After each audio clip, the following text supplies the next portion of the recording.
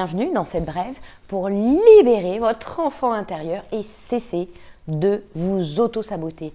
Alors s'auto-saboter, c'est quoi concrètement? Concrètement, on peut avoir différentes manières d'y parvenir. On peut commencer des choses que l'on ne termine jamais.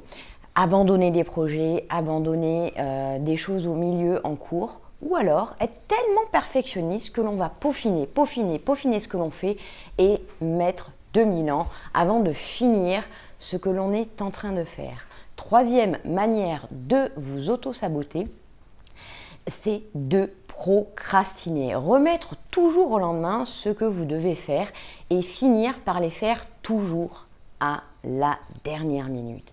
Alors, pour créer des déclics, pour vous aider à changer d'état d'esprit et pouvoir arrêter de vous auto-saboter, nous allons tirer une carte aujourd'hui du jeu de Lise Bourbeau sur les 5 blessures émotionnelles. Les 5 blessures émotionnelles sont la blessure de rejet, la blessure d'abandon, la blessure d'humiliation, la blessure de trahison et la blessure d'injustice. Voyons au hasard quelle carte va sortir aujourd'hui. C'est une carte de la blessure d'injustice. Voyons le message que cette carte nous livre aujourd'hui. Quand je me sens en colère contre une personne du même sexe, je décide de ressentir mes peurs qui ont créé cette colère. Je vais faire une petite pause maintenant pour vous donner 2 informations. La blessure d'injustice est éveillée lorsqu'on est enfant, puis dans des situations lorsque l'on est adulte, elle est de nouveau éveillée avec des personnes du même sexe. Comme la blessure de rejet, ce sont des personnes du même sexe qui vont nous faire sortir de nos gonds. Quand on a plutôt la blessure de trahison ou d'abandon qui vont être activées, ce sera surtout des personnes du sexe opposé qui vont venir titiller cette blessure.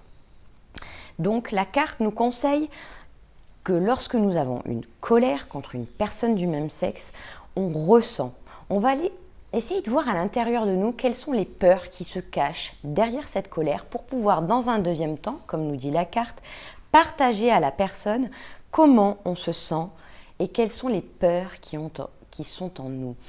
Ce partage de nos ressentis, c'est une manière de nous affirmer. Affirmer, c'est partager à l'autre ce qui nous traverse émotionnellement dans nos pensées et pouvoir nous dire à l'autre.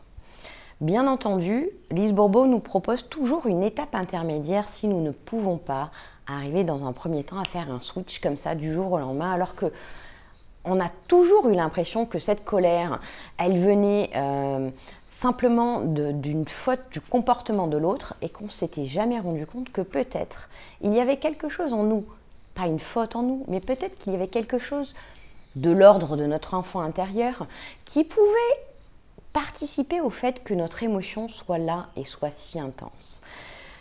Dans un premier temps, Lise Bourbeau nous dit que ce n'est que partie remise si on n'y arrive pas tout de suite et qu'on y arrivera un jour si on arrive à laisser moins de pouvoir à notre ego qui cherche à nous convaincre qu'on devrait être toujours parfaite et que les personnes du même sexe que nous devraient également être toujours parfaites.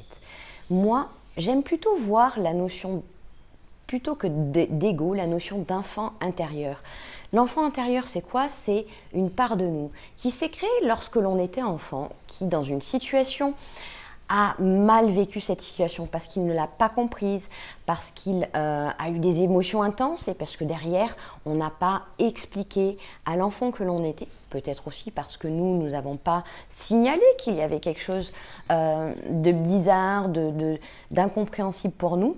Et donc à ce moment-là, cet enfant intérieur a développé des croyances, développé des peurs qui vont ensuite se réveiller lorsqu'on sera adulte et qui, dans le cas de la blessure d'injustice, vont nous amener à chercher à être toujours parfaite et à vouloir que les personnes du même sexe le soient toujours. Et quand ce n'est pas le cas, qui pourrait nous mettre en colère? Dans un premier temps, Lise Bourbeau nous invite aussi à chercher à accepter que ce n'est pas forcément du premier coup qu'on switch. et que c'est le moment, lorsque l'on voit que ça brasse à l'intérieur à cause de cette blessure, d'avoir de la compassion pour soi et de ressentir cette compassion pour soi-même. De mon expérience, toutes ces étapes peuvent se faire les unes après les autres à partir du moment où on prend le temps de prendre du recul sur les situations, de nous observer pour pouvoir faire des liens, des connexions et avoir des déclics. Ciao, ciao!